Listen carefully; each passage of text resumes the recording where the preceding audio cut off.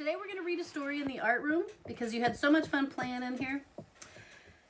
The story's title is His Royal Tininess, a terrible true story, told by Sally Lloyd Jones and illustrated by David Roberts. And the illustrator draws the pictures. Sometimes they paint them, sometimes they take pictures.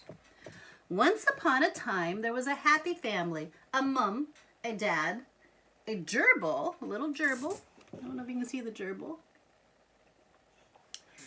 And the most beautifulest, cleverest, ever so kindest princess with long, flowing, wondrous hair. In fact, actually, she was me, because she's telling the story. They all lived happily together in the land where there was always time for stories, plenty of room on your mom's lap, and absolutely never any screaming. Until one horrible, no good day when a new ruler was born. Behold, His Royal Highness, King Baby. Look at that baby just a screaming. Woo, baby. No sooner had the baby arrived than suddenly there was no talk in all the land except, "Such a nice burp. Oh, what a lovely poo-poo." Completely, non-stop, all the time. It came to pass that the baby, instead of going away, only grew fatter. Look at that. And even fatter still. He got a tooth and a bit of hair.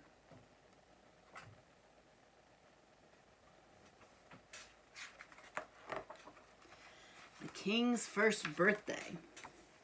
At the very stroke of 6:15 o'clock, the darling princess was woken by the rude and very awful shouty shrieking of the darling birthday boy, ruler of the land, His Royal Tininess, King Baby.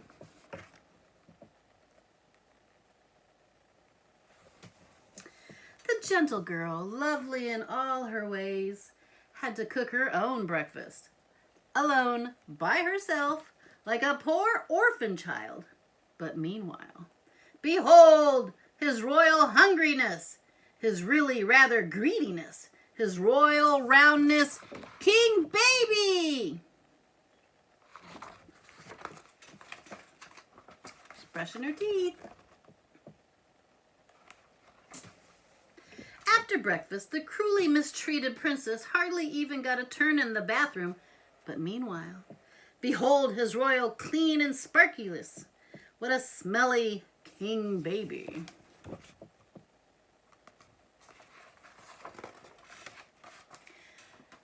Then the kind-hearted girl, as beautiful as a spring flower, clothed in only a raggedy old dress that she had outgrown ages ago, was turned by her cruel, almost stepmother into a servant and had to tidy up her whole entire bedroom with completely no help from anybody. But meanwhile, behold Majesty Boy, such a sight to see, His almost perfectness, King Baby.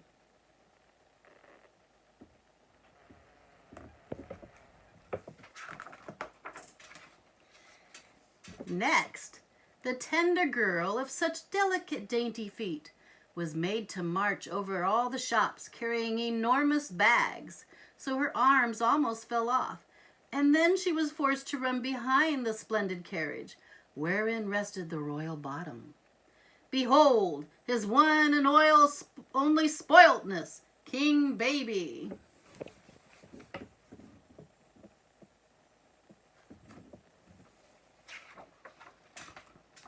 From far and wide, at last, the royal guests arrived. His lordships, her ladyships, their grandpa and grandma ships, his uncle ships, her auntie ships, and even their furry pet ships. They came bearing gifts, kneeling before him, kissing his toes, speaking only in nonsense. Bubba dubba wubba, ickle ickle tickle pick-a-poo, whoopsie whoopsie whoopsie whoopoo, boop-a-da-boop-a-da-boo.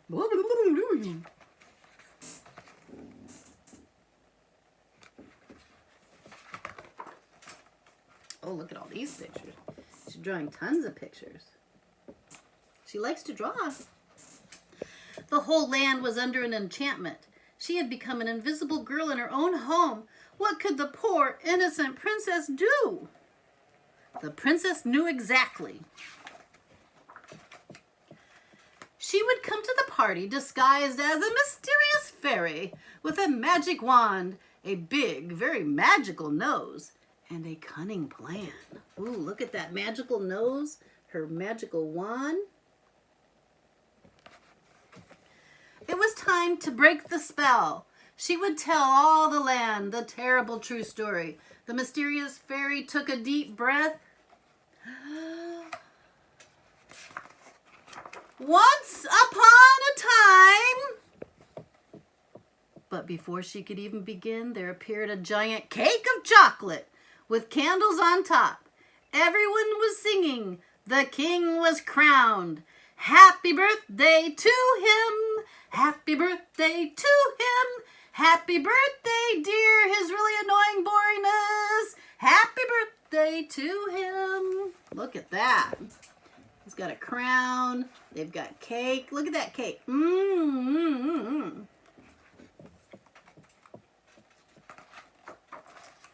Scarcely had these words been sung when, hark! A royal scream echoed around the palace. Behold! His royal unhappiness, with royal drool all dribbling down.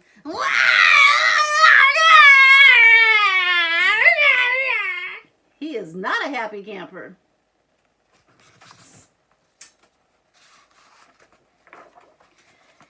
His lordships, her lordships, their grandpa and grandma ships, his uncle ships, her auntie ships, and even their furry pet ships swooped and dabbed and wiped and mopped. Oh dear, they cried.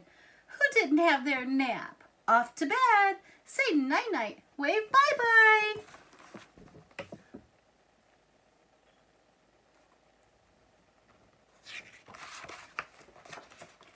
His poor birthday highness only screamed louder and even louder still. He kicked his legs. He thumped his fist. He shook his head.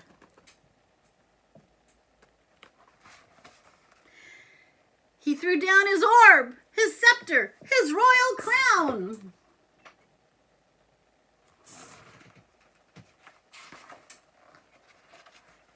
Despite all that had befallen her, the kind fairy's loveliness had grown even stronger still, like a sparkling mountain stream. She would rescue him.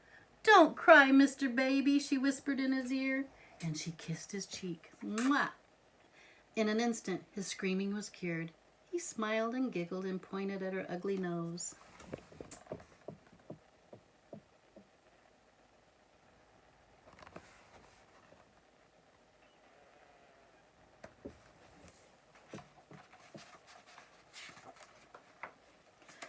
My brother and me must do our coloring now, the fairy declared to all the land. We are leaving without delay.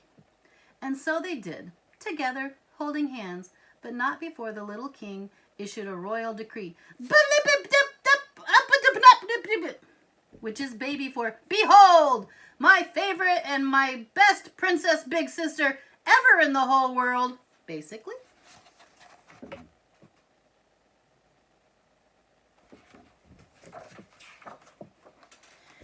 And the end of the story is, they lived happily ever after.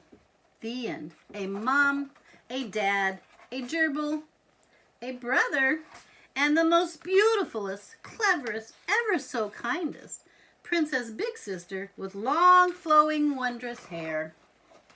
P.S. The king was too little to eat his birthday cake, so out of the goodness of her heart, the princess ate his piece for him.